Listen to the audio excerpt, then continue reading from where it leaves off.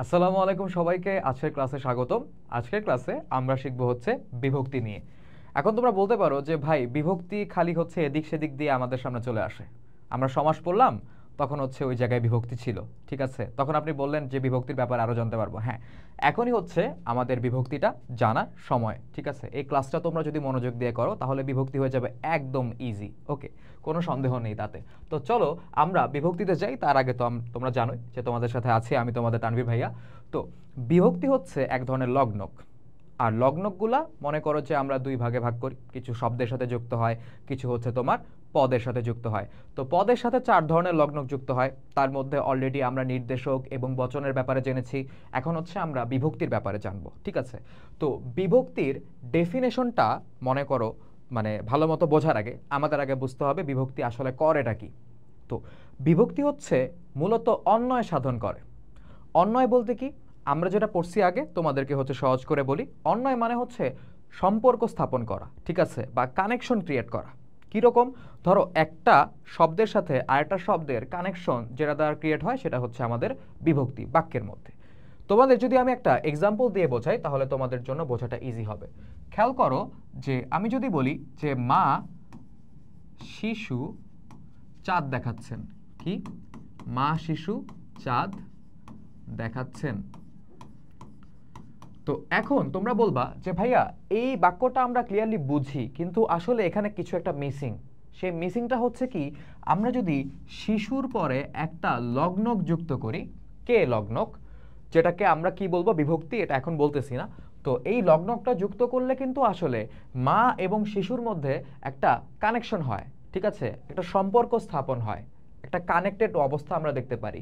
তো মা যে শিশুকে চাঁদ দেখাচ্ছে সেই জিনিসটা আমরা তখনই বুঝতে পারি যখন হচ্ছে শিশুর পরে একটা কে লগ্নক আসবে।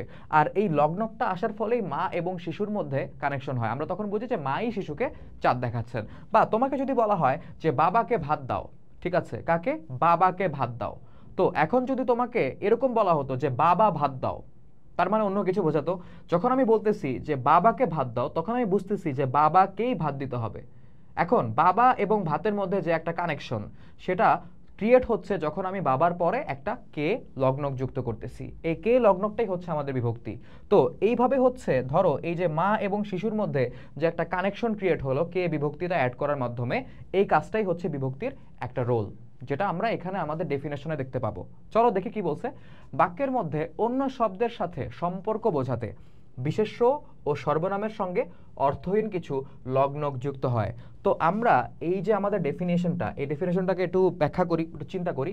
বলতেছে কি, বাক্যের মধ্যে অন্য শব্দের সাথে সম্পর্ক বোঝাতে। কি? অন্য শব্দের সাথে সম্পর্ক বোঝাতে। কিসের মধ্যে? বাক্যের মধ্যে। তো অন্য শব্দের সাথে সম্পর্ক কিভাবে বোঝে আমরা দেখলাম, এই যে মা এবং শিশুর মধ্যে সম্পর্কটা স্থাপন হলো যখন হচ্ছে আমরা এই জায়গায় কে বিভক্তিটা অ্যাড করলাম। ওকে, তো বিশেষ্য এবং সর্বনামের সঙ্গে কোন কোন পদের সাথে যুক্ত হয়? বিশেষ্য এবং সর্বনাম পদের সাথে হচ্ছে এগুলা যুক্ত হয়। এটা কিন্তু আমাদের খেয়াল করে দেখতে হবে, কারণ এগুলো আমাদের এমসিকিউর জন্য হচ্ছে খুবই ইম্পর্টেন্ট, তাই না? কারণ এখান থেকে হচ্ছে মনে করো ডিরেক্টলি তোমাকে প্রশ্ন তুলে দিতে পারে, যেটা তোমাদেরকে বলি আমি অলওয়েজই, যে একটু মনোযোগ দিয়ে হচ্ছে তোমরা পড়বা। প্রশ্নটা কিরকম হতে পারে যে বিভক্তি কোন পদের সাথে যুক্ত হয়? তুমি দাগায় দিলা ক্রিয়াপদের সাথে, বা হচ্ছে তুমি দাগায় দিলা এই জায়গায় বিশেষণের সাথে, তাহলে কিন্তু ভুল হবে। বিশেষ্য এবং সর্বনামের সঙ্গে কিছু অর্থহীন লগ্নক যুক্ত হয়, ঠিক আছে? একটা বলতে হচ্ছে অর্থহীন, আর একটা বলতে হচ্ছে তোমার লগ্নক। এগুলা কিভাবে লগ্নক আমরা জানি, পদের সাথে চার ধরনের লগ্নক যুক্ত হয়, তার মধ্যে বিভক্তি একটা। এগুলা কোথায় যুক্ত হয়? তোমার শব্দের শেষে বা পদের শেষে হচ্ছে তোমার যুক্ত হয়, ঠিক আছে? মানে শব্দ বাক্যে ব্যবহৃত হলে তাকে পদ বলে, পদের শেষে যুক্ত হয় এবং যুক্ত হয়ে হচ্ছে তারপরে তারা একটা মিনিং প্রকাশ করে। এছাড়া কিন্তু আলাদাভাবে এদের কোনো মিনিং নাই। ধরো এই যে তোমাকে এক্সাম্পলগুলো এখানে বিভক্তির যে দেওয়া হয়েছে, এগুলো যদি তুমি নর্মালি ইউজ করো, ওকে, আলাদাভাবে, ওকে, তাহলে কিন্তু কোনো মিনিং পাবে না। যখনই তুমি এটা কোনো একটা পদের সাথে ইউজ করবা তখন দেখবা হচ্ছে এটা মিনিংটা নতুনভাবে প্রকাশ করতেছে, এটার একটা ভ্যালু আছে। এছাড়া এটার কোনো ভ্যালু বা দাম কিছুই নেই। এই জন্য বলছে কি অর্থহীন, এগুলোর আলাদা কোনো অর্থ নাই। এরা লগ্নক হিসেবে বসার পরেই হচ্ছে একটা অর্থ প্রকাশ করতে পারে। তো এইরকম তোমার হচ্ছে লগ্নকগুলাকে আমরা বিভক্তি বলবো। আর একটু একসাথে সাম আপ করি। প্রথমে বলা হয়েছে কি, এগুলা একটা শব্দের সাথে অন্য শব্দের সম্পর্ক স্থাপন করে। কোথায়? বাক্যে। বলা হয়েছে এগুলো এক ধরনের লগ্নক এবং এই লগ্নকগুলা বিশেষ্য এবং সর্বনামের সাথে যুক্ত হয় এবং এগুলো অর্থহীন এবং সবগুলোকে কম্বাইন করলে আমরা কি পাবো, আমরা সবগুলোকে একত্রিত করলে পাবো হচ্ছে একটা বিভক্তি। তো বিভক্তির ডেফিনেশন ক্লিয়ার গেল। যেমন আমরা একটু খেয়াল করি, ধরো লোকে কিনা বলে, এখানে তোমরা যদি একটু চিন্তা করো দেখবা হচ্ছে এখানে লোক যেই শব্দটা ছিল তার সাথে এ বিভক্তি যুক্ত হয়েছে, ঠিক আছে, তার ফলে তোমার এ বিভক্তি যুক্ত হয়ে নতুন শব্দটা কি দাঁড়ালো, লোকে। তো এখানে আমরা দেখতেছি এখানে এ বিভক্তি যুক্ত আছে। সেম ওয়েতে সে ছেলেকে সঙ্গে নিয়ে গরু চড়াতে গেল, সে যে তার ছেলেকে সঙ্গে নিয়েছে সেটা আমরা বুঝতে পারি ছেলে শব্দের সাথে যখন কে বিভক্তিটা অ্যাড হয়েছে তারপরে, তো ছেলে যোগ কে ছেলেকে, এখানে একটা বিভক্তি আমরা দেখতে পাচ্ছি।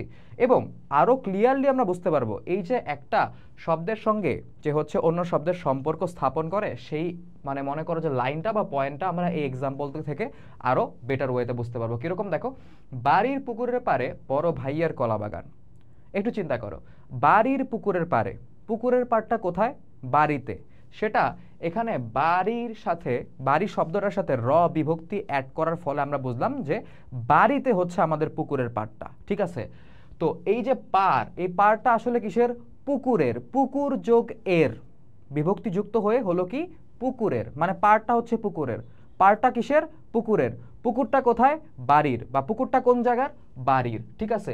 তো এই যে বাড়ির পুকুর পারে কি আছে, বড় ভাইয়ের কলা বাগান আছে, ঠিক আছে। কার কলা বাগান, বড় ভাইয়ের। এই যে কলা বাগানটা কার সেটা বোঝানোর জন্য আমাদের বলতে হবে ভাইয়ের, ভাই যোগ হচ্ছে এর বিভক্তি যুক্ত হয়ে, যেটা হচ্ছে তোমরা দেখতে পাচ্ছ এই যে এই জায়গায় দেওয়া আছে। আমরা সম্পর্কটা বুঝতে পারি কিরকম, কলা বাগানটা ভাইয়ের, ঠিক আছে। এই ভাইয়ের কলা বাগানটা কোথায়, পারে, কিসের পারে, পুকুরের পারে, পুকুরের পাড়টা কোথায়, এটা হচ্ছে বাড়িতে, বা পুকুরের পাড়টা কিসের, বাড়ির পুকুর পাড়। তো দেখছো এরকম র এর এর বিভক্তি, ঠিক আছে, এটাকে আমি এরই উচ্চারণ হয় তো এরই বলতেছি। তো এই তিন ধরনের বিভক্তি যুক্ত হয়ে কিন্তু আসলে এখানে একটা সম্পর্ক স্থাপন হচ্ছে, তাই নয় কি।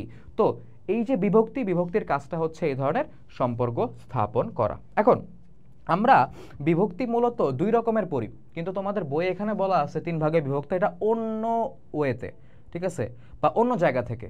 অন্য জায়গা থেকে মানে হচ্ছে মঙ্গল গ্রহ থেকে এরকম না, মানে অন্য একটা জিনিসকে হচ্ছে কেন্দ্র করে তিন ভাগে ভাগ করা যায়। নর্মালি হচ্ছে আমরা বিভক্তি পড়ি দুই রকম, একটা হচ্ছে তোমার ক্রিয়া বিভক্তি আর একটা হচ্ছে তোমার কারক বিভক্তি। ওকে, তো ক্রিয়া বিভক্তি এরপরে আমরা দেখব।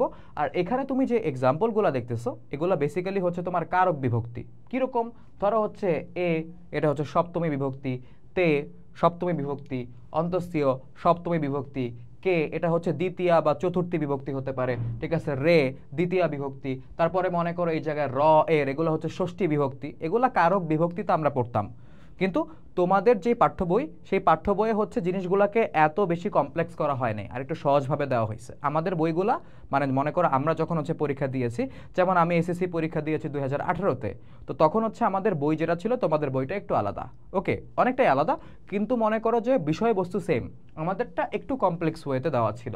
তো আর এগুলো হচ্ছে মনে করো যে কারক বিভক্তি, যেগুলো একটা পদের সাথে অন্য পদের সম্পর্ক বোঝাতে পারে। আর এইখানে আমরা হচ্ছে বিভক্তিগুলোকে তিনটা ভাগে ভাগ করব, বিভক্তিগুলোর কাজের উপর ডিপেন্ড করে, রোলের উপর ডিপেন্ড করে, মানে কি কাজ করে। দেখো এই জায়গায় যেমন হচ্ছে প্রথমে এ তে অ এ, এই বিভক্তিগুলো হচ্ছে দেওয়া আছে। তো এই বিভক্তিগুলা সাধারণত ক্রিয়ার স্থান কাল ভাব বোঝাতে ব্যবহৃত হয়, ঠিক আছে। এর উপরে হচ্ছে ক্লাসিফাই করা, তারপর মনে করো যে গৌণ কর্মের সাথে কে বিভক্তি যুক্ত হয়, এরকম ভাবে হচ্ছে আমরা তিনটা শ্রেণীতে তোমার বিভক্তিকে ভাগ করতে পারি।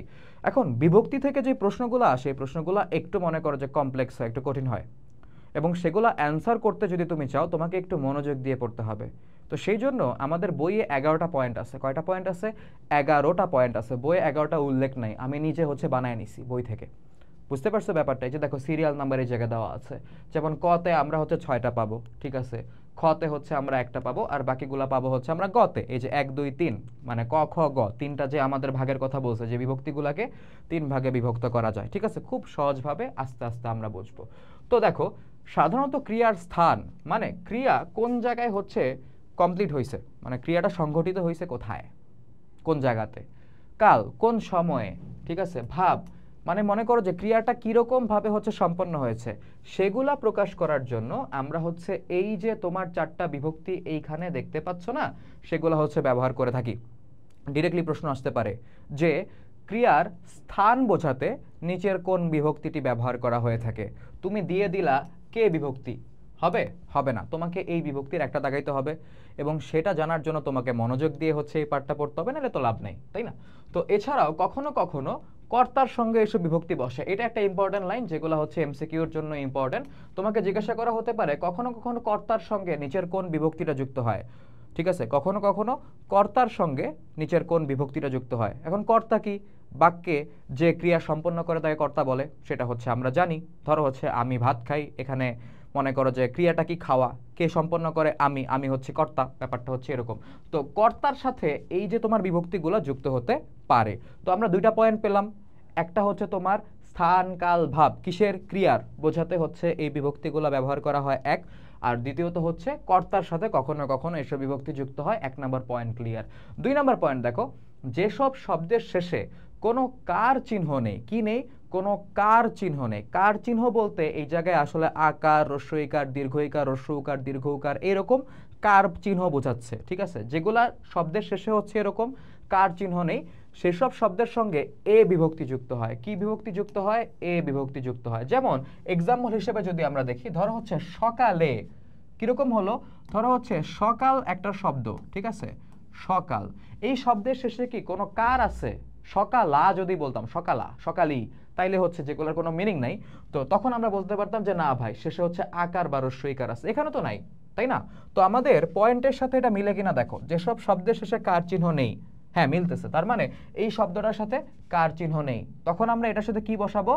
এ বিভক্তি যুক্ত হবে এটার সাথে। তো সকাল যোগ এ, এটার সাথে যদি আমরা এ বিভক্তি যুক্ত করি তাহলে কি ক্রিয়েট হয় দেখো তো? সকালে। সেম গোস ফর দিনাজপুরে। দিনাজপুর এই শব্দটা যদি একটু চিন্তা করো, এর শেষে কোনো কার চিহ্ন নাই, তার সাথে আমরা এ বিভক্তি যুক্ত করলাম, তাহলে কি দাঁড়াবে? দিনাজপুরে। ইমেইল, ঠিক আছে, ইমেইল এই শব্দটার লাস্টে কি আছে দেখো? মেইল। তো এখানে কি কোনো কার চিহ্ন দেখতে পাইতেছো তুমি লাস্টে? না, এখানে লাস্টে কোনো কার চিহ্ন নাই। তার মানে আমরা এটার সাথে যদি এ বিভক্তি যুক্ত করি তাহলে কি পাবো? ইমেইলে। তো এখানে আরো আছে কম্পিউটারে। কম্পিউটার, এটা শেষে কোনো কার চিহ্ন নাই, এ বিভক্তি যুক্ত করলে কি হবে? কম্পিউটারে। ছাগলে, ছাগল শব্দটার শেষে কোনো কার চিহ্ন নাই, এটার শেষে যদি আমি এ বিভক্তি যুক্ত করি তাহলে কি হবে? ছাগলে। ঠিক আছে। তিল, তিল শব্দটার সাথে শেষে কোনো হচ্ছে কার চিহ্ন নেই, তো এর সাথে যদি আমরা এ বিভক্তি যুক্ত করি তাহলে কি হবে? তিলে। তো এরকম এক্সাম্পলগুলোর মাধ্যমে 2 নাম্বার পয়েন্টটা আমরা ক্লিয়ারলি বুঝতে পারি। 3 নাম্বার দেখো, শব্দের শেষে হ্রস্ব ইকার বা হ্রস্ব উকার থাকলে তে বিভক্তি হয়। ঠিক আছে, যেমন হাতিতে। খেয়াল করে দেখো এই জায়গায় হাতি, ঠিক আছে, হাতি এই শব্দটার শেষে তোমার হ্রস্ব ইকার আছে না? আছে। এখন তুমি বলতে পারো যে হচ্ছে ভাই শেষে তো হ্রস্ব ইকার নাই, হ্রস্ব ইকার তো ত এর আগে ব্যবহৃত হয়েছে। না, এক্ষেত্রে হচ্ছে বানানটা দেখলে আমাদের চলবে না, আমাদের কি দেখতে হবে? এই জায়গায় হচ্ছে শব্দটা উচ্চারণ হয় কিভাবে, বুঝতে পারছো? এখানে কিন্তু হাতি শব্দটার উচ্চারণ হা ইত হয় না। কি হয় না? হাইত। তাইলে আমরা বলতে পারতাম যে ই আগে আসে ত পরে যায়। এখানে উচ্চারণটা হয় হচ্ছে হাতি, হাত ই, ঠিক আছে, লাস্টে কি আসে? ই আসে। তো এই যে হাতি শব্দটা, বা এখান থেকে ধরো হচ্ছে যদি আমি আরো শব্দ নেই, ধরো হচ্ছে রাত্রি, ঠিক আছে, কি শব্দ? রাত্রি। খেয়াল করে দেখো ইটা লাস্টে উচ্চারণ হয়, তার মানে শব্দের শেষে একটা ই আছে, যেটা হচ্ছে কার চিহ্ন দিয়ে আমরা প্রকাশ করি। তো এখন বলতে পারো যে ভাই ই আছে কেমনে? এখানে তো ই নাই, হ্রস্ব ই কার আছে। তো আসলে হ্রস্ব ইকার বলতে কি বুঝি আমরা? হ্রস্ব ই এর সংক্ষিপ্ত রূপ। যেখানে হ্রস্ব ইকার আছে তার মানে আমরা বুঝতেছি এখানে হ্রস্ব ই আছে, বাট সংক্ষেপে হচ্ছে তোমার বলা হয়েছে। যেমন খেয়াল করে দেখো সকল মানুষ, মানে যারা হচ্ছে ডাক্তার, ঠিক আছে, তাদের কি মনে করো যে, বা হচ্ছে যারা পিএইচডি কমপ্লিট করছে তাদের নামে শেষে কি ডক্টরেট লেখা থাকে? তাকে হচ্ছে জাস্ট ডি দিয়ে হচ্ছে ডট দিয়ে দেওয়া হয়, ডি দিয়ে ডট দিয়ে দেওয়া হয়, তাই না? সংক্ষিপ্তভাবে বোঝায়। তো ডি দিয়ে ডট দিলেও ডক্টর বোঝায়, আর মনে করো নর্মালি ডক্টর যদি আমি লিখি তখনও ডক্টরই বোঝায়, তাই না? তো এখানে হচ্ছে মনে করো হ্রস্ব ই বললে হ্রস্ব ই বোঝায়, আবার যদি মনে করো হ্রস্ব ই কার দেই তাও হচ্ছে ই বোঝায়। বুঝতে পারছো? তো এইগুলো হচ্ছে আমাদের ব্যাপার। এই পার্টটা হচ্ছে মুছে দেই, এখানে হচ্ছে আমাদের আরো লিখতে হবে। তো এখন খেয়াল করে দেখো হাতি, তো বলা হয়েছে যে শব্দের শেষে ইকার বা উকার থাকলে, ইকার বুঝছি, শব্দের শেষে ইকার আছে, সেম ওয়েতে মধু, আমরা মউধ বলি না, আমরা বলি মধু। তার মানে এখানে ধ এর পরে হচ্ছে উকারটা আসছে, আর এই জায়গায় রামু, রামুতেও হচ্ছে ম এর পরে শেষে উকারটা আসছে। তো শব্দের শেষে ইকার ও উকার থাকলে কি বিভক্তি আসে দেখো? তে বিভক্তি যুক্ত হয়। তোমাদেরকে খুব ডিটেইলে হচ্ছে আমি পড়াইতেছি যাতে হচ্ছে তোমাদের মাথায় ঢুকে যায়। তাড়াহুড়া করে তো লাভ নাই, ওয়ান শট হোক আর যাই হোক, তাড়াহুড়া আমরা করব না। আমরা হচ্ছে একটু স্লোলি চিন্তা করব যাতে হচ্ছে পরীক্ষার আগের রাতে তোমার আবার কনসেপ্ট ক্লিয়ার করার জন্য মানে প্যারা না খেতে হয় বাংলা পরীক্ষার আগে। তো যাতে তুমি রিভাইজ দিতে পারো মানে প্রপার ওয়েতে। আমি হচ্ছে এই জিনিসটা করতে পারতাম না, আমি হচ্ছে লাইক মনে করো তাড়াহুড়া করতে গিয়ে লাস্টে গিয়ে আমার রিভাইসের টাইম থাকতো না। রিভাইজ ভালো মতো না দিলে মনে রেখো, তুমি যদি রিভিশনের জন্য এনাফ টাইম না রাখো, ধরো 10টা চ্যাপ্টার আছে তুমি 6টা পড়ছো, বাবা তুমি ওই 6টাই রিভাইজ দিয়ে যাও, ওকে, আনটিল হচ্ছে তোমার কাছে যদি এমন মনে না হয় যে বাকি 4টা না পড়লে তুমি পাস করতে পারবে না, কথার কথা বলতেছি। তো তুমি ওই 6টা ভালো মতো রিভাইজ দাও, তাহলে তোমার পরীক্ষা ভালো হবে। ভালো মতো রিভিশন না দিলে পরীক্ষায় ভালো করার সম্ভাবনা খুবই কম। আমরা কি করি পরীক্ষার আগে রাতে, ওই ধরো হচ্ছে 6টা চ্যাপ্টার পড়ছি, 4টা বাকি আছে, 4টাই পড়তে থাকি, ওই 6টা রিভাইজ দেওয়া হয় না। পরে পরীক্ষার হলে গিয়ে আমরা দেখি কি ওই 6টার থেকে অনেক কিছু ভুলে গেছি, কারণ কি আমার মাথায় আছে বাট জিনিসটা আবার দেখলেই হয়ে যেত, জাস্ট আমি দেখতে পারি নাই বা আমি দেখি নাই, আমার কাছে সময় ছিল না, দ্যাটস ওয়াই হচ্ছে আমার পরীক্ষাটা ভালো হয় নাই বা আমি কমন ফেলতে পারি নাই, কোশ্চেনটা অ্যান্সার করতে পারি না। বুঝতে পারছো, রিভাইজ দিতে হবে। তো দেখো এই জায়গায় মনে করো যে হাতি, মধু, ঠিক আছে, রাত্রি, এগুলার শেষে হচ্ছে তোমার ইকার বা উকার আসছে, তোমরা বুঝতে পারতেছি যে এখানে তে বিভক্তি যুক্ত হবে। যেমন দেখো হাতিতে, রাত্রিতে, মধুতে, রামুতে, শেষ 3 নাম্বারটা ক্লিয়ার। তারপর দেখো 4 নাম্বারে আকারান্ত, ঠিক আছে, আকারান্ত শব্দের শেষে। তো আকারান্ত শব্দের শেষে মানে কি, মানে শেষে আকার আসবে, ঠিক আছে। আকারান্ত মানেই হচ্ছে শব্দের শেষে যদি বলা হয় আকারান্ত শব্দ, আমরা বুঝবো কি এই শব্দটার শেষে একটা আকার আসবে, ক্লিয়ার। তো আকারান্ত শব্দের শেষে অন্তস্থীয় বিভক্তি হয়। যেমন তুমি খেয়াল করে দেখো এই জায়গায় যদি আমরা বলি হচ্ছে, ধরো হচ্ছে ঘোড়া, কি বলতেছি আমি, ঘোড়া, ঘোড়া, এটা কি হর্স বুঝাচ্ছে, তাই না। তো দেখো ঘোড়া যখন আমি বলতেছি তখন ঘোড়া শব্দটার শেষে একটা আকার আসছে। সেম গোস ফর হচ্ছে মনে করো যে সন্ধ্যায়, সন্ধ্যা শব্দটার পরে একটা আকার আসছে, ঢাকা শব্দটার পরে একটা আকার আছে, ঠিক আছে। তো এরকম যেই সকল শব্দের শেষে তোমার আকারান্ত যে শব্দগুলো আছে, মানে যেই শব্দগুলোর শেষে আকার আসে, সেই শব্দগুলোর ক্ষেত্রে আমরা কোন বিভক্তি ব্যবহার করি, আমরা অন্তস্থীয় বিভক্তি ব্যবহার করি। এই যে দেখো এখানে দেওয়া আছে, দেখো ঘোড়ায়, সন্ধ্যায়, ঠিক আছে, ঢাকায়, ব্যাপারটা বোঝা গেল, খুবই সহজ। তারপর শব্দের শেষে দ্বিস্বর থাকলে অন্তস্থীয় একার, এই বিভক্তিটা হচ্ছে হয়ে থাকে। এখন শব্দের শেষে দ্বিস্বর বলতে আসলে কি বোঝায়, চলো আমরা একটু চিন্তা করি। যেমন খেয়াল করে দেখো ছইয়ে, ভাইয়ে। তো এখন এই জায়গায় ছই ভাই, ধরো ভাইটা একটু ইজি লাগে, ভাই দিয়ে তোমাদের বোঝাই, ভাই, ঠিক আছে। তো এই ভাইটাকে যদি আমরা ভেঙে উচ্চারণ করি, উচ্চারণটা যদি ভেঙে দেখাই, ধরো হচ্ছে ভ যোগ হচ্ছে তোমার স্বরে আ যোগ হচ্ছে তোমার হ্রস্ব ই, ভাই, ঠিক আছে। আ এবং ই এই দুইটাই আসছে, কয়টা স্বর আসছে, 2টা স্বর। 2টা স্বর আসলে আমরা সেটাকে বলি হচ্ছে দ্বিস্বর, ঠিক আছে। দ্বি মানে 2 বা ডাবল, আর স্বর বলতে এখানে স্বরধ্বনি বোঝায়। দেখতেই পাইতেছি যে লাস্টে হচ্ছে তোমার 2টা স্বরধ্বনি আসছে, তো আমরা এটাকে বলতে পারবো কি দ্বিস্বর, ঠিক আছে। সেম গোস ফর বউ।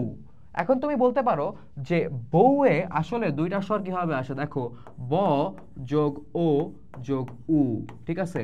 আমরা লিখি হচ্ছে বউ, ঠিক আছে, কিন্তু উচ্চারণ কি হয় বউ, মানে বয়ের পরে একটা ও উচ্চারিত হয়। দ্যাটস ওয়াই হচ্ছে আমরা এখানে ও আসছে আর হচ্ছে আমাদের লাস্টে উ উচ্চারিত হয়, তাই উটা হচ্ছে আমরা লিখছি। তো দুইটা মিলে কি হলো বউ।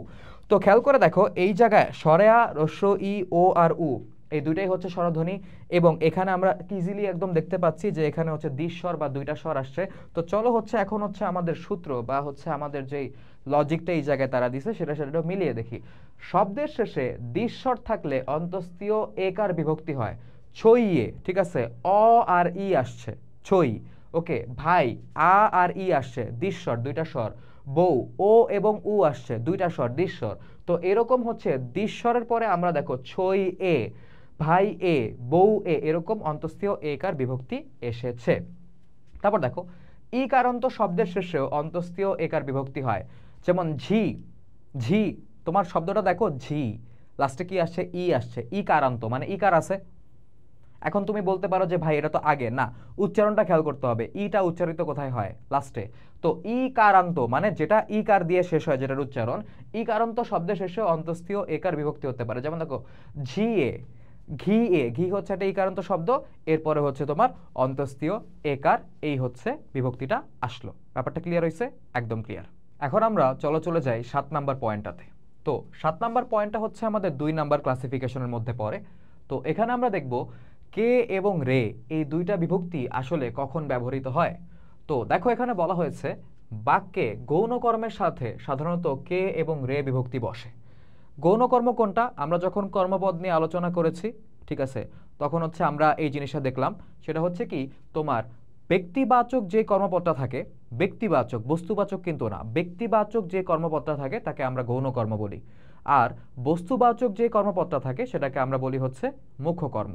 যেমন হচ্ছে ধরো আমরা যদি একটা এক্সাম্পল হিসেবে লিখি যে বাবা বাবা আমাকে কলম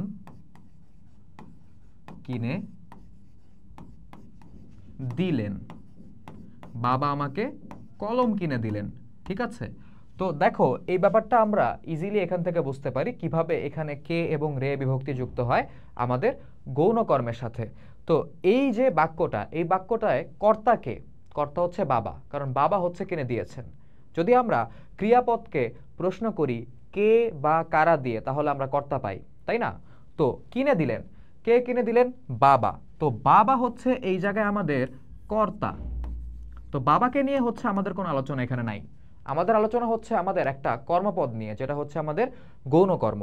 তো এখন যদি আমরা প্রশ্ন করি যে কাকে কিনে দিলেন, তাহলে যে উত্তরটা আসে সেটা হচ্ছে আমাদের গৌণ কর্ম। উত্তরটা কি আসবে? আমাকে কিনে দিলেন। কি কিনে দিলেন, তাহলে যে উত্তরটা আসবে সেটা হচ্ছে আমাদের মুখ্য কর্ম। কলমটা হচ্ছে আমাদের মুখ্য কর্ম, আর আমাকে এটা হচ্ছে গৌণ কর্ম। এখন খেয়াল করে দেখো এই জায়গায় আমাকে বা হচ্ছে যেটা আমাদের গৌণ কর্ম আছে, তাই না, এই গৌণ কর্মটার সাথে একটা বিভক্তি যুক্ত হয়েছে শেষে। এই যে লগ্নক, যেটাকে হচ্ছে আমরা বিভক্তি বলি, লাস্টে যুক্ত হলো, সেটা কোন বিভক্তি? সেটা হচ্ছে আমাদের কে বিভক্তি। এখন তাহলে জিনিসটা আমাদের ডেফিনেশনের সাথে মিলাও। বাক্যে গৌণ কর্মের সাথে সাধারণত কে, রে ইত্যাদি বিভক্তি যুক্ত হয়। দেখো এই জায়গায় আমরা দেখলাম যে গৌণ কর্মের সাথে কে বিভক্তি যুক্ত হয়েছে। ক্রিয়াকে কাকে প্রশ্ন করলে, আমরা একটু আগেই দেখেছি, যদি আমরা ক্রিয়াকে প্রশ্ন করি, ক্রিয়াকে যদি প্রশ্ন করি যে কাকে, মানে ক্রিয়া এখানে ছিল হচ্ছে কিনে দিলেন, কাকে কিনে দিলেন? আমাকে। তাহলে কাকে প্রশ্ন করলে যেই উত্তর পাওয়া যায়, ঠিক আছে, তাকে আমরা বলি গৌণ কর্ম। এবং সেই গৌণ কর্মটার সাথে আসলে কি যুক্ত হয়েছে? সেই গৌণ কর্মের সাথে হচ্ছে এই কে বিভক্তিটা যুক্ত হয়েছে। তার মানে আমাদের ডেফিনেশন ক্লিয়ার। দেখো এক্সাম্পল, যেমন শিশুকে, দরিদ্রকে, আমাকে, আমারে, প্রতিটার সাথে আমরা দেখতেছি এই জায়গায় কে বিভক্তি, এখানে কে বিভক্তি, এখানে কে বিভক্তি, এখানে রে বিভক্তি যুক্ত হয়েছে, তাই না? আর আবারও বলতেছি যে গৌণ কর্মটা হবে হচ্ছে আমাদের ব্যক্তিবাচক, মানে এটা দিয়ে একটা মানুষকে বোঝাবে বা একটা ব্যক্তিকে বোঝাবে, তাহলে এটা হচ্ছে গৌণ কর্ম হবে। আর বস্তুবাচক যেটা থাকবে সেটা সাধারণত আমাদের মুখ্য কর্ম হয়, সেটা নিয়ে আমাদের এখানে কোনো আলোচনা নাই। তারপর দেখো 3 নাম্বার ক্লাসিফিকেশনের মধ্যে আমরা 8, 9, 10 এবং 11 নাম্বার পয়েন্টটা পাবো। তো 8 নাম্বার পয়েন্টে কি বলছে? বাক্যের মধ্যে পরবর্তী শব্দের সঙ্গে সম্বন্ধ বোঝাতে পূর্ববর্তী শব্দের সঙ্গে র, এর এবং হচ্ছে এর বিভক্তি যুক্ত হয়। খেয়াল করে দেখো এখানে বলছে যে সাধারণত ক্রিয়ার স্থান, কাল, ভাব বোঝাতে এই বিভক্তিগুলা ব্যবহৃত হয়।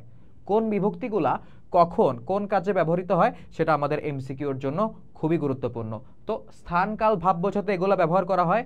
তারপরে হচ্ছে গৌণ কর্মের সাথে হচ্ছে কে বা রে বিভক্তি ব্যবহৃত হয়, এবং হচ্ছে তোমার বাক্যের মধ্যে পরবর্তী শব্দের সঙ্গে সম্বন্ধ বা হচ্ছে কানেকশন বা সম্পর্ক বোঝাতে হচ্ছে পূর্ববর্তী শব্দের সাথে এই র, এর এবং এর বিভক্তি, এই 3টা বিভক্তি যুক্ত হয়ে থাকে। তো এদের কাজটা কি বাক্যের মধ্যে সেটা আমরা বুঝতে পারছি, ক্লিয়ার, লেখাই আছে। তো 9 নম্বরে দেখো সাধারণত আকারান্ত, আকারান্ত মানে কি? আকার দিয়ে যে শব্দটা শেষ হয়। ই বা দীর্ঘইকারান্ত মানে হচ্ছে রস্বই বা দীর্ঘইকার দিয়ে যে শব্দগুলো শেষ হয়। রস্ব উ বা দীর্ঘ উকারান্ত মানে রস্ব উ বা দীর্ঘ উকার দিয়ে যে শব্দগুলো শেষ হয়, সেগুলোর শেষে হচ্ছে এই যে র বিভক্তি বসে। যেমন খেয়াল করে দেখো রাজার এই শব্দটা, এখানে আমরা যদি খেয়াল করি রাজা শব্দটার সাথে হচ্ছে র বিভক্তি ব্যবহৃত হয়েছে। তো রাজা শব্দটা আকার দিয়ে শেষ হয়েছে, তার মানে এটা হচ্ছে একটা আকারান্ত শব্দ। সেম গোস ফর প্রজা, প্রজার শব্দটার যে এখানে র বিভক্তি যুক্ত হয়েছে, আমরা দেখতেছি প্রজা যে শব্দটা আছে সেটা হচ্ছে একটা আকারান্ত শব্দ। হাতি আমরা দেখছি একটা রস্ব ই কারান্ত শব্দ, ঠিক আছে। তারপরে আরো যে এক্সাম্পলগুলো আছে দেখো বুদ্ধিজীবীর, বুদ্ধিজীবী যে শব্দটা আছে, রটা মানে বিভক্তিটা যদি তুমি বাদ দাও তাহলে দেখবা হচ্ছে এটা দীর্ঘ ই কার দিয়ে শেষ হয়েছে, এটা দীর্ঘ ই কারান্ত শব্দ, ঠিক আছে। তনুর, রস্য উকার এখানে হচ্ছে তনু শব্দটা শেষে আছে, এটা হচ্ছে রস্য উকারান্ত শব্দ। বধুর এটা হচ্ছে দীর্ঘ উকার দিয়ে শেষ হয়েছে, এটা হচ্ছে দীর্ঘ উকারান্ত শব্দ। এবং প্রতিটা শব্দের শেষেই হচ্ছে তোমার একটা বিভক্তি যুক্ত হয়েছে, সেটা হচ্ছে আমাদের র বিভক্তি। 10 নাম্বার, যেসব শব্দের শেষে কার চিহ্ন নেই, ঠিক আছে, যেসব শব্দের শেষে কার চিহ্ন নেই সেসব শব্দের শেষে এর বিভক্তি যোগ হয়, ঠিক আছে। যেমন দেখো এই জায়গায় তোমার বলের, এখন তুমি বলতে পারো যে ভাই এখানে তো এ কার দেখতে পাচ্ছি, কিন্তু তোমাকে বলা হয়েছে যেসব শব্দের শেষে কার চিহ্ন নেই, মানে কি মেইন শব্দটা আমাদেরকে আগে দেখতে হবে। তো খেয়াল করে দেখো, বলের যদি আমরা এখানে চিন্তা করি, বল যোগ হচ্ছে এর, এই দুইটা মিলে যেই নতুন শব্দটা তৈরি হয় সেটা হচ্ছে আমাদের বলের। ওকে, বলের, মনে করো যে বলের শক্তি বা কিছু একটা বলের সূত্র, এরকম অনেক বাক্য থাকতে পারে। তো এই যে বল, যে শব্দটা বা বলের গতি, এটা এই বল হইতে পারে বা ফিজিক্সের বল হইতে পারে, যে কোনো একটা।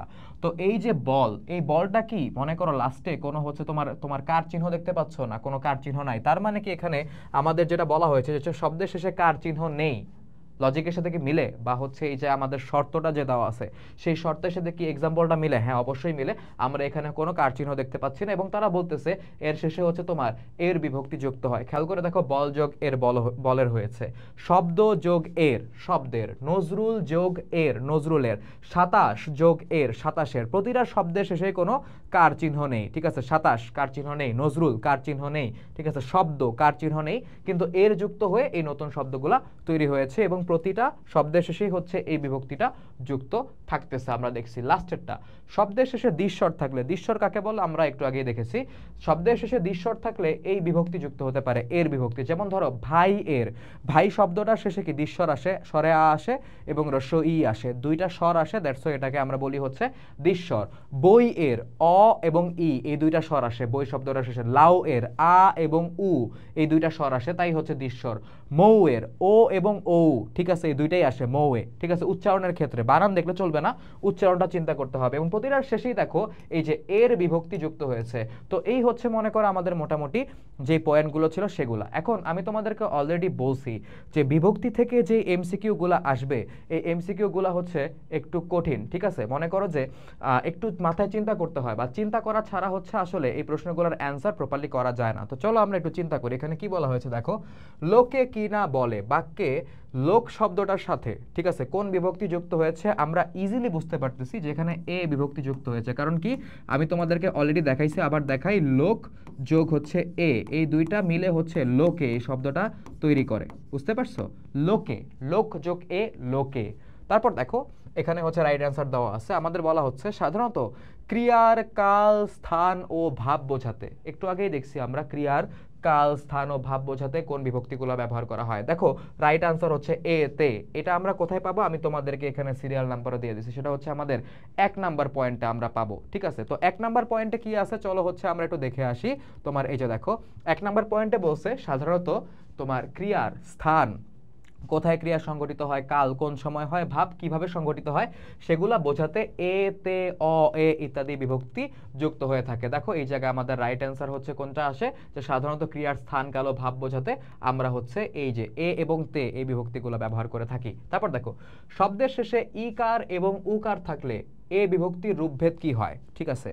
মানে বিশেষ করে এই প্রশ্নগুলো একটু কনফিউজিং কেন, কারণ তোমরা এই প্রশ্নগুলো হচ্ছে দেখে বুঝো না যে এ বিভক্তি, এই বিভক্তির আবার মানে মনে করো যে রূপভেদ আবার কোনটা। তো তোমরা যেগুলো হচ্ছে পয়েন্টে শিখে আসছো সেগুলাই হচ্ছে এখানে তোমাকে জিজ্ঞাসা করা হচ্ছে যে শব্দের শেষে ইকার বা উকার থাকলে, মানে ইকারান্ত শব্দ এবং উকারান্ত শব্দের শেষে আসলে কি বসে। দেখো রাইট অ্যান্সার বলতেছে হচ্ছে আমাদের তে, এবং আমি এখানে লিখে দিছি যে 3 নাম্বার সূত্রতে আমরা হচ্ছে এটা পাবো। চলো আমরা হচ্ছে 3 নাম্বার সূত্রটা আগে দেখে আসি। দেখো এখানে 3 নাম্বার সূত্রতে কি বলা হয়েছে, যে শব্দের শেষে ইকার বা উকার থাকলে, কি থাকলে, ইকার বা উকার থাকলে তে বিভক্তি হয়। দেখো হাতিতে, রাত্রিতে, মধুতে, রামুতে। তো এখন হচ্ছে আমাদের কোশ্চেনটার সাথে হচ্ছে আমরা একটু মিলাই। দেখো আমাদেরকে বলা হচ্ছে শব্দের শেষে ইকার এবং উকার থাকলে কোন বিভক্তি যুক্ত হবে, আমরা জানি এখানে তে বিভক্তি যুক্ত হবে। এই কোশ্চেনগুলোর মনে করো যে লজিক আমরা একটু আগে 3 নাম্বার সূত্রতে দেখছি। তারপর দেখো আকারান্ত শব্দের শেষে এ বিভক্তির রূপভেদ, ঠিক আছে, বলতেছে আকারান্ত শব্দের শেষে এ বিভক্তির রূপভেদ হয় হচ্ছে অন্তস্তীয়। এটা আমরা কোথায় পাবো, 4 নাম্বার সূত্রতে পাবো। আমরা এরকম সূত্রতে কেন যাচ্ছি, কারণ কোশ্চেনগুলো একটু কনফিউজিং। যখনই তুমি হচ্ছে সূত্রটা দেখবা তুমি হচ্ছে জিনিসটার একদম লজিকটা বুঝতে পারবা। তো এখানে কোশ্চেনটা কি বলছে, আকারান্ত শব্দের শেষে এ বিভক্তির রূপভেদ। তো চলো আমরা আগে 4 নাম্বার সূত্রটা দেখে আসি। 4 নাম্বার সূত্রতে আমাদের এখানে কি বলছে দেখো, যে আকারান্ত শব্দের শেষে অন্তস্থীয় বিভক্তি হয়। তার মানে আকারান্ত শব্দের শেষে এ বিভক্তির রূপভেদ হচ্ছে তোমার অন্তস্থীয়। কি, আকারান্ত শব্দের শেষে অন্তস্থীয় বিভক্তি হয়, তার মানে প্রশ্নতে বলা হয়েছে যে আকারান্ত শব্দের শেষে এ বিভক্তির রূপভেদ কি, অ্যান্সার হবে আকারান্ত শব্দের শেষে এ বিভক্তির রূপভেদ হচ্ছে অন্তস্থীয়। চলো দেখি আমাদের এই অ্যান্সারটা হচ্ছে মিলে নাকি। দেখো এখানে আমাদের আকারান্ত শব্দের শেষে এ বিভক্তির রূপভেদ আমরা অন্তস্থীয় পেয়ে গিয়েছি। শব্দের শেষে দ্বিস্বর থাকলে এ বিভক্তির রূপভেদ কি হয়? শব্দের শেষে দ্বিস্বর থাকলে এ বিভক্তির রূপভেদ কি হয়? আমরা দেখছি যে একটু আগে আমরা পড়ছি যখন, এখানে যদি শব্দের শেষে দ্বিস্বর থাকে তাহলে অন্তস্থীয় একার হচ্ছে বসে। 5 নম্বর সূত্রতে আমরা দেখছি। তো চলো আমরা হচ্ছে একটু 5 নম্বর সূত্রতে ব্যাক যাই, বারবার ব্যাক যাচ্ছি তোমাদের কনসেপ্ট ক্লিয়ার করার জন্য। দেখো 5 নম্বর সূত্রতে কি বলছে, শব্দের শেষে দ্বিস্বর থাকলে অন্তস্থীয় একার বিভক্তি হয়। যেমন ছইয়ে, ভাইয়ে, বউয়ে। কি, ছইয়ে, ভাইয়ে, বউয়ে। তো এখানে প্রতিটার ক্ষেত্রে আমরা দ্বিস্বর দেখতে পাইছিলাম এবং হচ্ছে এরপরে অন্তস্থীয় একার বিভক্তি আসছে। তার মানে কি দেখলাম, শব্দের শেষে দ্বিস্বর থাকলে অন্তস্থীয় একার বিভক্তি আসবে। চলো এবার হচ্ছে আমাদের কোশ্চেনের সাথে হচ্ছে আমরা মিলাই। তো কি বলছে এই জায়গায় দেখো, শব্দের শেষে দ্বিস্বর থাকলে কি হবে, তোমার অন্তস্থীয় একার হবে। মানে শব্দের শেষে দ্বিস্বর থাকলে এ বিভক্তির রূপভেদ হবে হচ্ছে অন্তস্থীয় একার। এটা হচ্ছে প্রশ্ন আর হচ্ছে তোমার সূত্রের সাথে যে কানেকশন। প্রশ্নতে বলা থাকবে এ বিভক্তির রূপভেদ কি হবে, তুমি ওইখানে মানে বইয়ে যেটা পড়ছো যে শব্দের শেষে দ্বিস্বর থাকলে যেটা হয় সেটাই এখানে অ্যান্সার করে দিবা। That's simple. তারপর দেখো এখানে বলা হয়েছে বাক্যে গৌণ কর্মের সঙ্গে কোন বিভক্তির প্রয়োগ ঘটে। আমরা অলরেডি দেখছি, এটা আমরা পিছিয়ে যাব না। বাক্যে গৌণ কর্মের সাথে কে বা রে বিভক্তি যুক্ত হয়, যেটা হচ্ছে 7 নাম্বার পয়েন্টে লেখা আছে। বাক্যের মধ্যে পরবর্তী শব্দের সঙ্গে সম্বন্ধ বোঝাতে কোন বিভক্তি যুক্ত হয়, ঠিক আছে, এটা হচ্ছে মনে করো আমাদের 8 নাম্বার পয়েন্টে আমরা দেখছিলাম যে হচ্ছে র বিভক্তি যুক্ত হতে পারে। তাও মনে করো যে তোমাদের বোঝার সুবিধার্থে আবার একটু আমরা দেখে আসি। চলো এখানে অনেক পিছনে যাওয়া লাগে, এটাই হচ্ছে একটু পেইন, বুঝতে পারছো? তো দেখো বলছে কি, বাক্যের মধ্যে পরবর্তী শব্দের সঙ্গে সম্বন্ধ বোঝাতে পূর্ববর্তী শব্দের সঙ্গে র, এর, অন্তস্থীয় একার, র ইত্যাদি বিভক্তি যুক্ত হতে পারে। তো দেখো এই জায়গায় হচ্ছে আমাদের কি বলছে, যে বাক্যের মধ্যে পরবর্তী শব্দের সঙ্গে মানে সম্বন্ধ বা হচ্ছে কানেকশন বা হচ্ছে তোমার যে সম্পর্ক সেটা বোঝাতে কোন বিভক্তি যুক্ত হয়, র বিভক্তি যুক্ত হতে পারে। খুবই মনে করো যে কষ্টসাধ্য একটা চ্যাপ্টার ছিল, এটা পড়াইতে অনেক কষ্ট হয় সত্যি কথা বলতে। তো যাই হোক, আমার কষ্ট দেখে আসলে তোমাদের লাভ নাই। তোমাদের মেইন জায়গা হচ্ছে তোমরা বুঝতে পারছো কিনা, যদি কোনো জায়গায় কনফিউশন থাকে অবশ্যই প্রশ্ন করবা। এরপরে যে টপিকটা সেটা হচ্ছে আমাদের ক্রিয়া বিভক্তি। এখন ক্রিয়া বিভক্তি আসলে জিনিসটা কি সেটা বোঝার আগে আমরা একটু ব্যাপারটা নিয়ে চিন্তা করি অন্যভাবে। ক্রিয়াপদ, ঠিক আছে, প্রতিটা ক্রিয়াপদের আসলে দুইটা ভাগ থাকে। প্রতিটা ক্রিয়াপদের দুইটা ভাগ থাকে। ধরো হচ্ছে এই যে আমি এই জিনিসটা যে একটা বক্স আঁকলাম, ধরো এই যে বক্সটা আঁকলাম, এই বক্সটা হচ্ছে তোমার ক্রিয়াপদ। এই বক্সটাকে আমরা কি বলবো, ক্রিয়াপদ। তো হচ্ছে এই বক্সের দুইটা ভাগ, মানে দুইটা পার্ট মিলে হচ্ছে এই বক্সটা কমপ্লিট হয়। তো প্রথম পার্টটাকে বলি হচ্ছে আমরা ক্রিয়ামূল বা ধাতু, ঠিক আছে, আর দ্বিতীয় পার্টটাকে আমরা বলি হচ্ছে ক্রিয়া বিভক্তি। কি বলি, ক্রিয়া বিভক্তি বলি। তার মানে ধাতু এবং ক্রিয়া বিভক্তি এই দুইটা মিলিত হয়ে আমাদের ক্রিয়াপদ তৈরি করে, রাইট? এটাই হচ্ছে আমরা এই জায়গায় দেখব। এখন আমরা ধাতু কিভাবে বুঝবো, এটা বোঝার খুবই ইন্টারেস্টিং একটা জিনিস, মানে ওয়ে হচ্ছে আমি দেখলাম। মানে মনে করো যে এই ওয়েগুলা না ধরো হচ্ছে টেকনিকের মতো মনে রাখার, আর কিছুই না। এগুলা কিন্তু মনে করো ব্যাকরণে লেখা নাই, এগুলা কিন্তু কোনো বইয়ে লেখা নাই, কোনো নিয়মে লেখা নাই, ঠিক আছে। ধরো হচ্ছে আমরা একটা ধাতু বুঝতে পারি হচ্ছে যদি কোনো একটা ক্রিয়াপদকে আমরা তুই দিয়ে প্রশ্ন করি বা তুই দিয়ে বলি, ঠিক আছে, তুই অ্যাড করলেই আসলে ওইটার ধাতু পাওয়া যায়। যেমন মনে করো আমি যদি বলি হচ্ছে একটা ক্রিয়াপদ হচ্ছে পড়া, ঠিক আছে, তো পড়ার সাথে যদি তুমি তুই অ্যাড করো তাহলে কি বলবা, তুই পড়, ঠিক আছে, পড়তে বলছি পড়। তো এই যে পড়টা যে আমি বললাম, ঠিক আছে, এই পড়টা হচ্ছে এই পড়া ক্রিয়াপদের মূল বা হচ্ছে ধাতু, ঠিক আছে। তার সাথে আ, স্বরে আ বিভক্তি যুক্ত হয়ে হচ্ছে পড়া এই ক্রিয়াপদটা তৈরি করে, ঠিক আছে। তো এই যে পর, এটা আমরা ধাতু পেলাম। তারপর ধরো হচ্ছে বলা, বলা হচ্ছে একটা ক্রিয়াপদ। এখন এটার আগে তুই অ্যাড করলে কি হয়, তুই বল, ঠিক আছে। তো এই যে বল, আমি যে বলতেছি বল, ঠিক আছে, তো এই বলটা হচ্ছে ওই বলা ক্রিয়াপদের ধাতু, ঠিক আছে। বা ধরো হচ্ছে একটা ক্রিয়াপদ হচ্ছে করা, কি ক্রিয়াপদটা হচ্ছে আমাদের করা। তো যখন হচ্ছে এর আগে আমরা তুই অ্যাড করব তাহলে ওটা কি হয়ে যাবে, তুই কর, ধমক দিয়ে, ঠিক আছে, তুই কর। এই যে কর যে বলতেছি, ধরো কর, এই করটা হচ্ছে আমাদের ধাতু বা হচ্ছে ক্রিয়ামূল, বুঝতে পারছো? আর এরপরে যদি হচ্ছে আমরা ক্রিয়াপদ তৈরি করতে চাই, একটা আ বিভক্তি যুক্ত করব, দুটা মিলে কি হবে, এই যে করা ক্রিয়াপদটা হবে। আর করা ক্রিয়াপদটাকে বিশ্লেষণ করলে আমরা দুইটা ভাগ পাই, একটা হচ্ছে ধাতু বা ক্রিয়ামূল, আর একটা হচ্ছে ক্রিয়া বিভক্তি। তো বুঝতে পারছো ক্রিয়াপদের যে দুইটা পার্ট থাকে, ধাতু এবং ক্রিয়া বিভক্তি, খুবই সিম্পল। তো চলো এখন হচ্ছে আমাদের বইয়ের মানে যে আলোচনা সেখানে চলে যাই। ক্রিয়ার দুটি অংশ, প্রথম অংশ ধাতু বা ক্রিয়ামূল, অলরেডি আমরা জানি, ঠিক আছে, ধাতুর অপর নাম হচ্ছে ক্রিয়ামূল, ক্রিয়ামূলের অপর নাম হচ্ছে ধাতু, এটা নিয়ে হচ্ছে অনেক বেশি চিন্তা করার কিছু নাই। এবং দ্বিতীয় অংশ হচ্ছে ক্রিয়া বিভক্তি, আমরা এই জায়গায় অলরেডি দেখে ফেলছি। ক্রিয়ামূলের সঙ্গে যেসব লগ্নক যুক্ত হয়ে ক্রিয়ার কাল ও পক্ষ নির্দেশ করে, ঠিক আছে, মানে ক্রিয়ার কাল মানে সময়, যে ক্রিয়ার কাল বলতে আসলে আমরা টেন্স বুঝি, এটা হচ্ছে পরবর্তী ক্লাসে আমরা হচ্ছে দেখব যে ক্রিয়ার কাল, কাল বলতে হচ্ছে আমরা টেন্স, টেন্স যেটা আসে না যে কোন সময় ক্রিয়াটা সম্পন্ন হয়, সেটা হচ্ছে আমরা বুঝতে পারি ক্রিয়ার কাল দিয়ে। ক্রিয়ার কাল ও পক্ষ নির্দেশিত হয়, পক্ষ মানে কি, বক্তা পক্ষ, শ্রোতা পক্ষ, আর হচ্ছে অন্য পক্ষ। মানে ওই যে আমরা পার্সন পড়তাম না ইংলিশে, first person, second person, third person, মানে ফার্স্ট পার্সনকে আমরা বলি হচ্ছে বক্তা পক্ষ, সেকেন্ড পার্সনকে আমরা বলি হচ্ছে শ্রোতা পক্ষ মানে যে শোনে, আর হচ্ছে অন্য পক্ষ হচ্ছে থার্ড পার্সন মানে আমি, ঠিক আছে, আমি হচ্ছে এই জায়গায় বক্তা পক্ষ, ঠিক আছে, তুমি, তুমি হচ্ছে এই জায়গায় শ্রোতা পক্ষ, এবং সে, সে হবে কি এই জায়গায় অন্য পক্ষ। তো এই পার্সনগুলা এবং হচ্ছে তোমার সময়, ক্রিয়া সংঘটিত হওয়ার সময়, এই দুইটা হচ্ছে তোমার এখান থেকে আমরা বুঝতে পারি কিসের মাধ্যমে, দেখো ক্রিয়ামূলের সঙ্গে যেসব লগ্নক যুক্ত হয়ে, মানে ক্রিয়া বিভক্তিগুলা কথা এই জায়গায় বলতেছে, বিভক্তি হচ্ছে এক ধরনের লগ্নক, আর সেটা কিসের সাথে যুক্ত হয়, ক্রিয়ামূলের সাথে। নরমালি যদি কোনো শব্দের সাথে বিভক্তি যুক্ত হয় তাহলে সেটাকে আমরা নরমাল বিভক্তি বলি, আর এটা হচ্ছে অ্যাবনরমাল বিভক্তি মানে ক্রিয়া বিভক্তি। ক্রিয়ামূলের সাথে যদি কোনো বিভক্তি যুক্ত হয় সেটাকে আমরা এক কথায় ক্রিয়া বিভক্তি বলি, এবং ক্রিয়া বিভক্তিগুলোর কাজ হচ্ছে ওই ক্রিয়ার কাল এবং পক্ষ এই দুইটাকে হচ্ছে তোমার ডিফাইন করা। এই কথাটা অনেক কঠিন, সেটাকে হচ্ছে আমরা ইজিলি বললাম যে ক্রিয়া বিভক্তি হচ্ছে সেই বিভক্তিগুলা, কি বললাম, ক্রিয়া বিভক্তি হচ্ছে সেই সব বিভক্তিগুলা যেগুলা ক্রিয়ামূলের সাথে যুক্ত হয়, এবং ক্রিয়ামূলের সাথে যুক্ত হয়ে ওই ক্রিয়াটার মানে ক্রিয়ামূলের সাথে যদি ক্রিয়া বিভক্তি যুক্ত হয় একটা ক্রিয়াপদ গঠন করবে, তো যুক্ত হয়ে হচ্ছে ওই ক্রিয়ার কাল এবং পক্ষ এই দুইটাকে ডিফাইন করে। তো এগুলাকে আমরা ক্রিয়া বিভক্তি বলি। যেমন খেয়াল করে দেখো, পড়ছি, পর যোগছি, ওই যে বললাম না যে তুই পর, এই যে পর যেটা, এটাই হচ্ছে আমাদের ক্রিয়ামূল। এভাবে হচ্ছে ক্রিয়ামূলগুলো আমরা একটু চিন্তা করতে পারি। পড়ছি ক্রিয়ার এই রূপটি থেকে বোঝা যায় যে এই ক্রিয়ার কর্তা বক্তা মানে বক্তা পক্ষের, ঠিক আছে, টানা কথা বলতে গেলে অনেক মনে করে যে মিসপ্রোনাউন্সিয়েশন হয়ে যায়, কারণ মুখে কথা আটকায় যায়, এটা একটা কষ্ট, কথা বলা আসলেই কষ্ট, বাট সমস্যা নাই। দেখো, তো এই ক্রিয়ার কর্তা বক্তা পক্ষের, এবং এটা দিয়ে তোমার হচ্ছে ঘটমান বর্তমান কালের মানে পরা ক্রিয়াকে বোঝায়। কি কি বলছে, প্রথমে বলছে হচ্ছে তোমার এটা হচ্ছে বক্তা পক্ষের, এবং এটা ঘটমান বর্তমান কালকে হচ্ছে বোঝায়।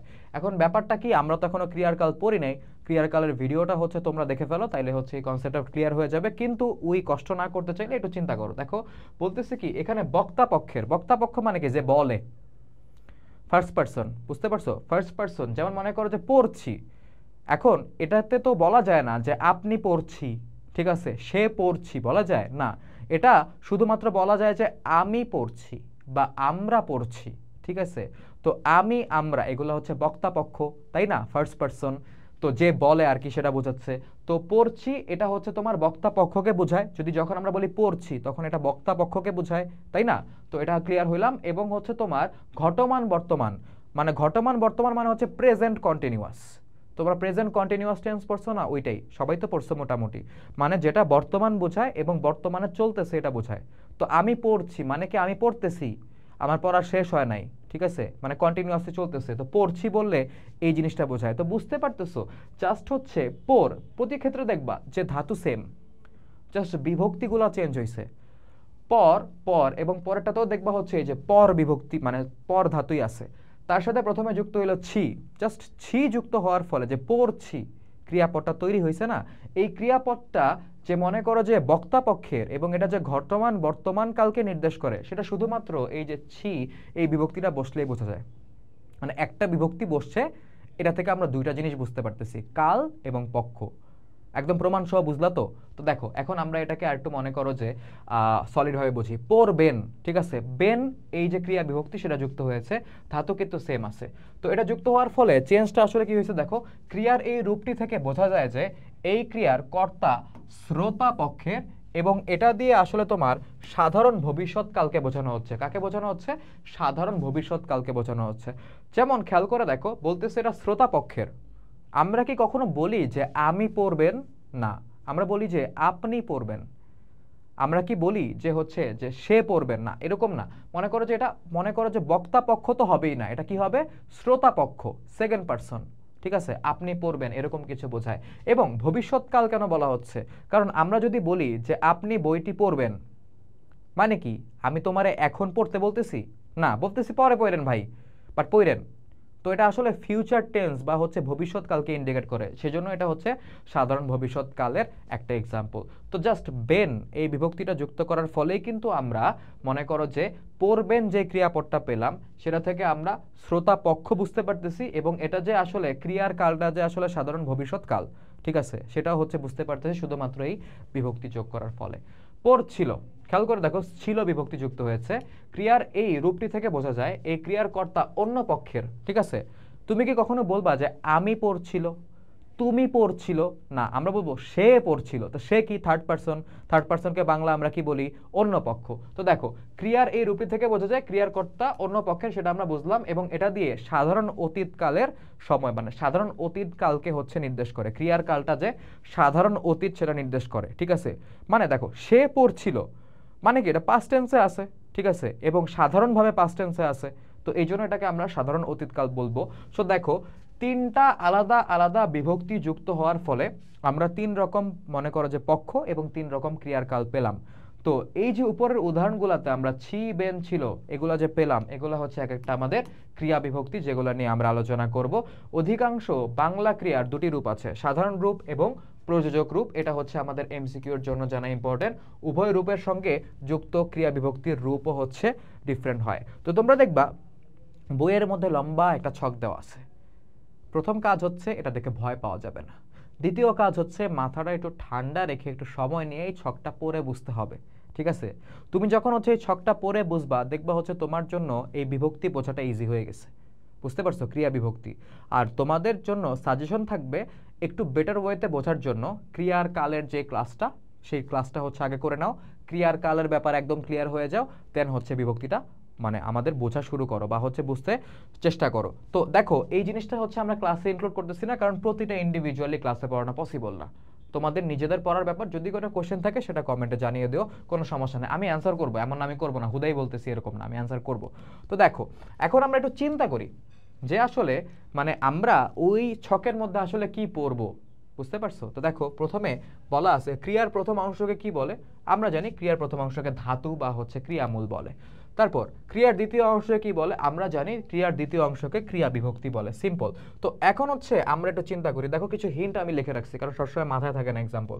তো সাধারণ ক্রিয়ার বর্তমান কালে বক্তা পক্ষের ক্রিয়া বিভক্তি কোনটি? একটু চিন্তা করো।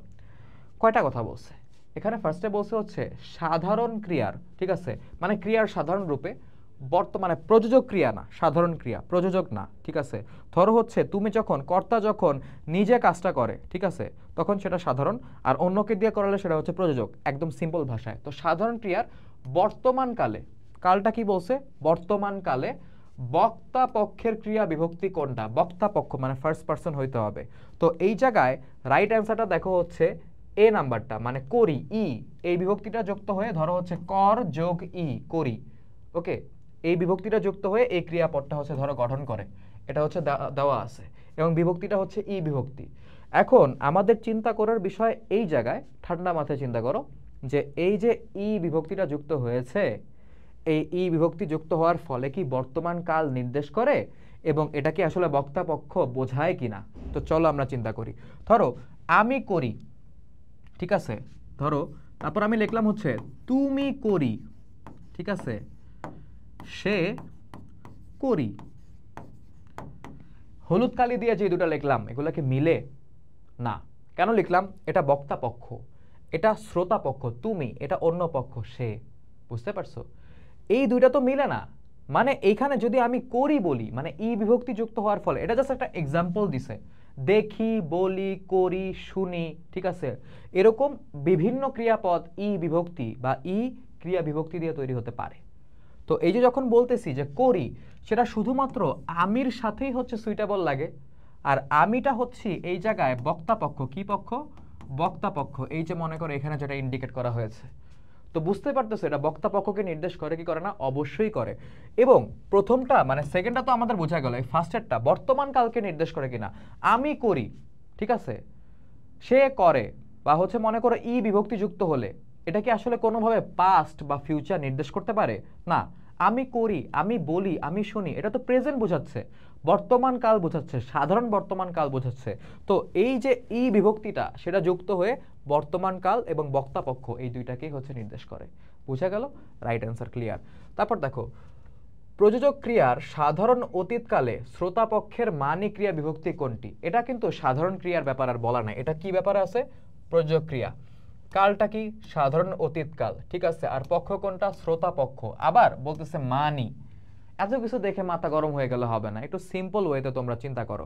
তো দেখো এই জায়গায় হচ্ছে আমাদের সবগুলা জিনিসকে যেগুলো আমরা মনে করো চিন্তা করবো, বলছি যে সাধারণ অতীত, শ্রোতা পক্ষ, মানি এবং হচ্ছে প্রযোজক ক্রিয়া। রাইট অ্যান্সার বলতেছে হচ্ছে আলেন, এই বিভক্তিটা যুক্ত হলে এগুলা প্রকাশ পায়। বলতেছে ক্রিয়ামূলের সাথে এই বিভক্তি যুক্ত হলে এইগুলা প্রকাশ পাওয়া সম্ভব। ক্রিয়াটা কি তৈরি হয়? দেখো, করালেন, কি করালেন। খেয়াল করে দেখো, একটা এক্সাম্পল লিখছি, আপনি আমাকে দিয়ে কাজটা করালেন, ঠিক আছে। আমি এই করালেন ক্রিয়াপদটা ব্যবহার করলাম এই জায়গায়, যেটা হচ্ছে আসলে আলেন এই ক্রিয়া বিভক্তি দিয়ে তৈরি হয়েছে। ওকে, এখন খেয়াল করে দেখতে হবে যে এই যে আলেন ক্রিয়া বিভক্তি যুক্ত হলো, করালেন ক্রিয়াপদ তৈরি হলো, এটা ব্যবহার করলে এই মিনিংগুলো প্রকাশ করে কিনা। প্রথমে দেখতে হবে এটা একটা প্রযোজক ক্রিয়া কিনা। আপনি আমাকে দিয়ে কাজটা করালেন, এই বাক্যের কর্তা হচ্ছে আপনি, ঠিক আছে, মানে হচ্ছে অন্য কাউকে ইন্ডিকেট করতেছে সে কাজটা করাইছে, আমি কিন্তু করি নাই। মানে আমি কিন্তু কাজটা তারে দিয়া করে নাই, সে আমার দিয়া করাইছে, সে হচ্ছে কর্তা, সে কাজটা কমপ্লিট করাইছে আমাকে দিয়ে।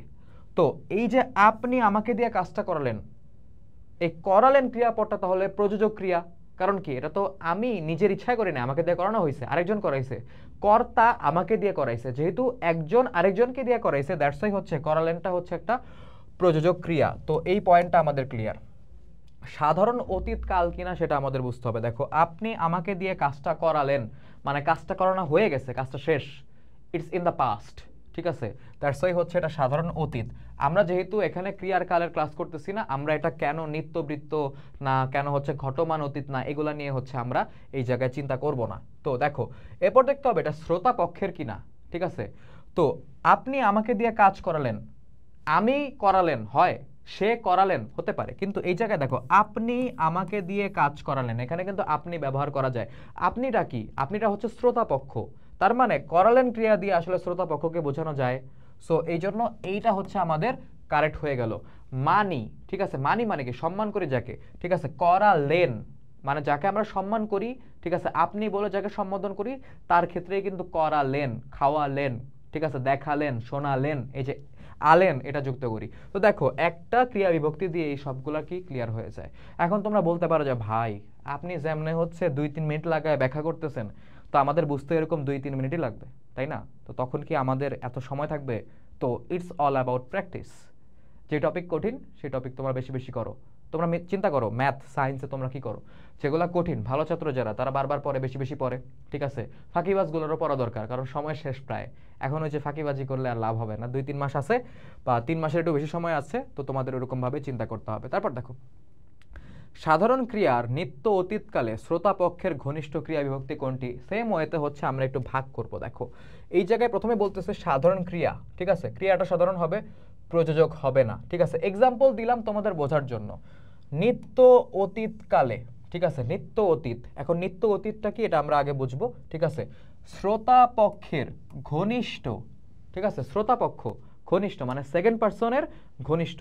বলতেছে হচ্ছে তি প্রত্যয় বা তি হচ্ছে ক্রিয়া বিভক্তি, সরি প্রত্যয় হবে না, তি ক্রিয়া বিভক্তি যুক্ত হয়। তো আমরা একটা এক্সাম্পল লিখছি কর্তি, তি ক্রিয়া বিভক্তি যুক্ত হয়ে কর্তি ক্রিয়া তৈরি হয়েছে, ক্রিয়াপদ তৈরি হয়েছে। দেখো, তুই আগে রোজ বাজার করতি, ঠিক আছে, এটা কি প্রযোজক নাকি সাধারণ? এটা অবশ্যই সাধারণ, কারণ এখানে একজন আরেকজনকে দিয়ে করাচ্ছে এরকম কোনো মিনিং প্রকাশই পাচ্ছে না, এটা হচ্ছে সাধারণ ক্রিয়া। তো এটা আমরা বুঝলাম। নিত্য অতীতকাল, নিত্য অতীতকাল মানে হচ্ছে যেটা আসলে পাস্ট টেন্স বোঝায়, কিন্তু এটা হচ্ছে অতীতে মানে প্রায়ই হতো, রেগুলারলি হতো। যেমন দেখো এখানে বলা হচ্ছে তুই আগে রোজ বাজার করতি, মানে এটা পাস্টের কিছু বোঝাচ্ছে, কিন্তু আগে যে সেই ব্যাপারটা রেগুলারলি করতো সেটা কিন্তু এখানে বোঝা যায়, তাই না? যে আগে রেগুলারলি সে বাজার করতো, যে তুই আগে রোজ বাজার করতি, তার মানে এটা নিত্য অতীতকাল হবে, বা যেটাকে আমরা নিত্যবৃত্ত বলতে পারি, সমস্যা নাই। শ্রোতাপক্ষ কিনা দেখো, করতি, ঠিক আছে, তো হচ্ছে তোমার করতি, তো তুই আগে রোজ বাজার করতি। তো তুই মানে কি, যাকে আমি বলতেছি সে তাকে ইন্ডিকেট করতেছি, তার মানে আমি সেকেন্ড পারসনকে ইন্ডিকেট করতেছি, মানে আমি শ্রোতা পক্ষকে ইন্ডিকেট করতেছি, তার মানে এই জিনিসটা আমাদের ক্লিয়ার হয়ে যায়। এবং লাস্টে বলতেছে ঘনিষ্ঠ, মানে ঘনিষ্ঠ মানে ক্লোজ, বন্ধু বান্ধবরা তুমি তুই তুকারি করে ডাকো না, তো এই যে ক্লোজ মানুষদেরকে যে আমরা তুই করে ডাকি, এটাই হচ্ছে এখানে মনে করো যে ঘনিষ্ঠ বলতে বোঝাচ্ছে। দেখো এখানে তি প্রত্যয় যুক্ত করলে হয় হচ্ছে কর্তি, ঠিক আছে। তুমি তোমার মনে করো যে তোমার ক্লোজ না বা যাকে তুমি হচ্ছে সম্মান করো তাকে অবশ্যই তুই বলে ডাকবা না, তোমার ঘনিষ্ঠ মানুষকেই ডাকবা। তো দেখো এই যে কর্তি, তি যে ক্রিয়া বিভক্তি তা যুক্ত হয়ে যে কর্তৃ ক্রিয়াপদটা তৈরি হলো, এটা দিয়ে হচ্ছে আমরা প্রথমত সাধারণ ক্রিয়া, নিত্য অতীত, শ্রোতাপক্ষ, ঘনিষ্ঠ সবই বুঝতে পারি। তো এই হচ্ছে আমাদের ক্রিয়া বিভক্তির যে ব্যাপারটা। তারপর দেখো প্রযোজক ক্রিয়ার সাধারণ বর্তমানকালে বক্তা পক্ষের ক্রিয়া বিভক্তি কোনটা, এখানে বলতেছে হচ্ছে আই, ঠিক আছে, করাই, ঠিক আছে। তো দেখো প্রযোজক ক্রিয়া ফার্স্টে বলছে হচ্ছে প্রযোজক, সাধারণ বর্তমান হবে এটা, ঠিক আছে, এবং বক্তা পক্ষের ক্রিয়া বিভক্তি আই করায় কি হবে, দেখো আই ক্রিয়া বিভক্তিটা যুক্ত হয়ে কি হবে, এই তিনটা মিনিং প্রকাশ করে। আমি সবুজকে দিয়ে বাসার কাজ করাই, আমি সবুজকে দিয়ে করাই মানে আমি আরেকজনকে দিয়ে করাই, তার মানে এটা প্রযোজক ক্রিয়া, করাইটা হচ্ছে আমাদের প্রযোজক ক্রিয়া। সাধারণ বর্তমানকাল বলছে, ঠিক আছে, দেখো আমি সবুজকে দিয়ে বাসার কাজ করাই, এই করানোটা করাই এটা হচ্ছে সাধারণ বর্তমানকাল বোঝায়। এখন তুমি বলতে পারো যে করাই তো ভাই কন্টিনিউয়াস লাগে আমার কাছে, মানে ঘটমান বর্তমান লাগতেছে না। যদি বলা হইতো যে করাচ্ছি, ঠিক আছে, তাহলে সেটা ঘটমান হইতো। করাই, ঠিক আছে, বলাই, খাওয়াই, এগুলো হচ্ছে সাধারণ বর্তমান। তো বক্তা পক্ষের ক্রিয়া বিভক্তি, ঠিক আছে, তুমি অলওয়েজ বলবা আমি করাই, তুমি কখনো বলবো না যে তুমি করাই, সে করাই, না, এটা হয় না। আমি করাই, আমরা করাই, এই ফার্স্ট পারসনের ক্ষেত্রেই হচ্ছে করাই বা ই বিভক্তি যুক্ত কোনো ক্রিয়াপদ ব্যবহার করা যায়। দ্যাটস ওয়াই এটা হচ্ছে বক্তা পক্ষের ক্রিয়া বিভক্তি। গেল, ব্যাপারটা বুঝতে পারছো, সবগুলা কি হবে হচ্ছে এখানে কানেক্টেড, ক্লিয়ার। তারপর দেখো নিচের কোনটি প্রযোজক ক্রিয়ার ভাবী অসমাপিকা ক্রিয়া বিভক্তি, খেয়াল করে দেখো এখানে রাইট অ্যান্সার বলছে হচ্ছে আতে, মানে করাতে, আতে ক্রিয়া বিভক্তি যুক্ত হয়ে করাতে ক্রিয়াপদ তৈরি হলো। তো আমাদের প্রথমে বলতে হবে যে প্রযোজক ক্রিয়া, তারপর হচ্ছে ভাবী অসমাপিকা এখানে প্রকাশ পাচ্ছে কিনা। আমরা সমাপিকা অসমাপিকা দেখছি, অসমাপিকা ক্রিয়া তিন প্রকার, ভূত, ভাবী, আর একটা কি তোমার, না ভুলে গেছো নাকি, তোমার চিন্তা করে একটু মনে করে দেখো। তো দেখো এই যে ভাবী অসমাপিকা কিন্তু ছিল, ঠিক আছে। তো মা আমাকে দিয়ে বাজার করাতে চায়, তো এই যে করাতে, ঠিক আছে, শিখতে, এগুলো হচ্ছে তোমার একটা ভাবী অসমাপিকা ক্রিয়ার উদাহরণ। তো প্রথমত আমরা বুঝলাম যে ভাবী অসমাপিকা ক্রিয়াটা এই জায়গায় আছে।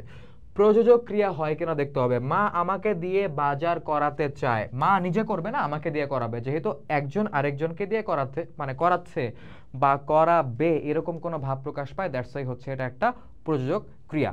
তো এই গেল হচ্ছে আমাদের বিভক্তি এবং হচ্ছে ক্রিয়া বিভক্তি। খুবই কঠিন একটা টপিক আমি জানি, কিন্তু কিছু করার নেই, আমাদের পড়তে হবে। একটু মনোযোগ দিয়ে ক্লাসটা করবা, এটা সমাসের মতো একটু হচ্ছে কমপ্লিকেটেড, তো একটু আস্তে আস্তে বুঝতে না পারলে হচ্ছে আসলে ব্যাপারটা হবে না। আর তোমাদেরকে যে কথাটা বললাম, বইয়ে যে ছকটা দেওয়া আছে এটা কিন্তু মাস্ট, এটা কিন্তু তোমার লাগবে। বিভক্তি ক্রিয়া বিভক্তি শুধুমাত্র এসএসসি লেভেলে না, মনে করো যে তুমি যখন অ্যাডমিশন দিবা তখন লাগবে, ইন ফিউচার যদি মানে সরকারি চাকরির পরীক্ষা বা বিসিএস কিছু দাও, তোমার যদি ইচ্ছা থাকে, ঠিক আছে, সেখানেও তোমার লাগবে। তো জিনিসটা খুবই হেল্পফুল, কোনো প্রশ্ন থাকলে অবশ্যই জানাবা। নেক্সট ক্লাস পর্যন্ত সবাইকে শুভকামনা জানাচ্ছি, ধন্যবাদ সবাইকে।